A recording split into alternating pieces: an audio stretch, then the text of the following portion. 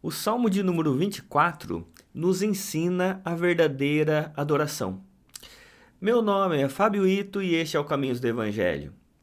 Nessa série sobre salmos, a gente vai fazendo a relação entre os salmos e a nossa espiritualidade cotidiana.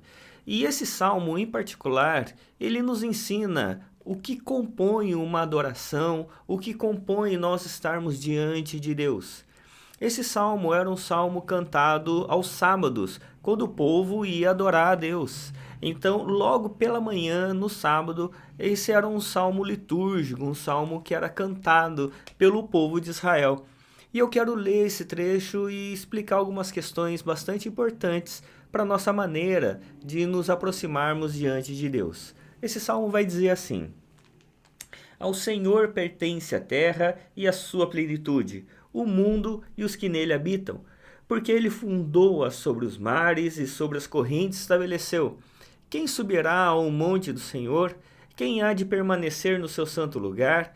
O que é limpo de mãos e puro de coração, o que não entrega a sua alma à falsidade, nem faz juramentos com a intenção de enganar.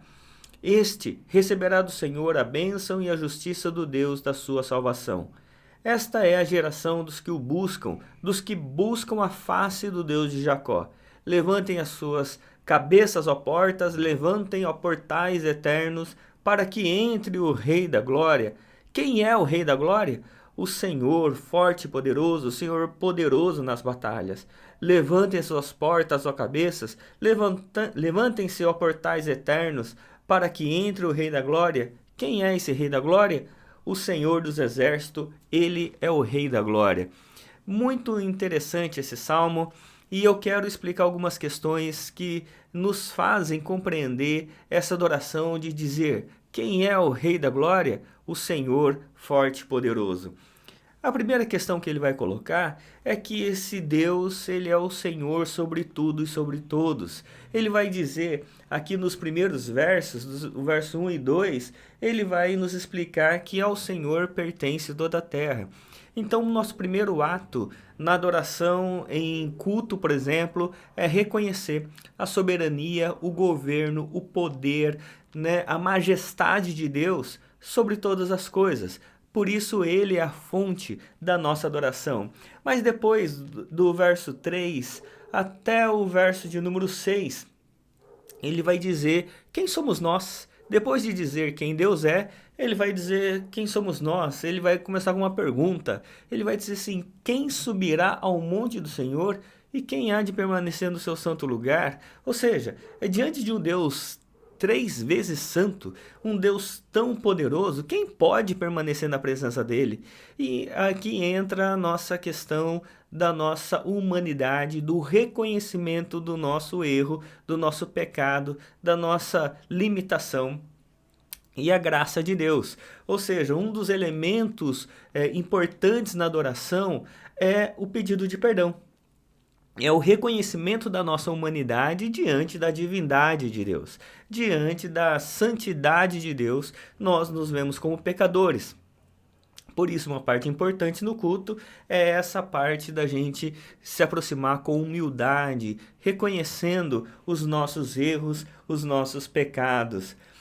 E aí ele vai dizer um chamado à adoração. Ele vai dizer assim: levantem, ó portas, as suas cabeças, ó portas. E parece estranho, o que tem a ver cabeça com porta, né? Será que porta tem cabeça, né? Tinha, né? E que na realidade aqui ele estava falando sobre os portais de Jerusalém. E a figura que ele está usando é a figura do guerreiro que depois de batalhar ele volta para casa, para Jerusalém, e é levantada as portas, né? A cidade era toda murada, era levantada as portas para que entrasse os guerreiros. E aqui quem é o guerreiro, aquele que luta por nós, é o Senhor. É o Senhor quem entra de volta a Jerusalém, chamando todas as pessoas e todos nós para a adoração, para o reconhecimento que o Senhor é aquele que cuida, que trabalha e que batalha por nós. É por isso que ele vai dizer: levantem as suas cabeças, ó portas, Ó portas, levantem-se, ó portais eternos, para que entre o Rei da Glória. Quem é o Rei da Glória? O Senhor forte e poderoso, o Senhor poderoso nas batalhas. Ele é aquele que batalha por você e é por isso que nós adoramos o Senhor, né? Ele é o Criador, o Deus majestoso sobre tudo. Ele é o Deus que, apesar de nós, Ele nos perdoa e nos aceita na sua presença. E mais do que nos aceitar na sua presença, é Ele quem está cuidando de nós, é Ele quem batalha por nós. E é por isso que finaliza o Salmo dizendo: quem é esse Rei da Glória?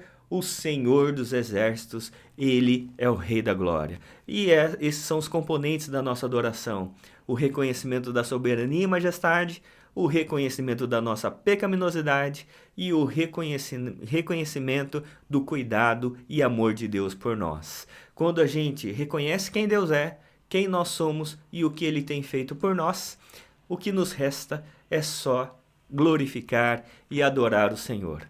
Por isso, o Salmo 24, ele traz tantas lições e tanto conhecimento para nós, que possamos cada vez mais adorar o Senhor com inteligência, na sabedoria e no conhecimento de que Deus é o Rei da Glória. Que Deus assim o abençoe cada vez mais, você e sua família, em nome de Jesus. Amém.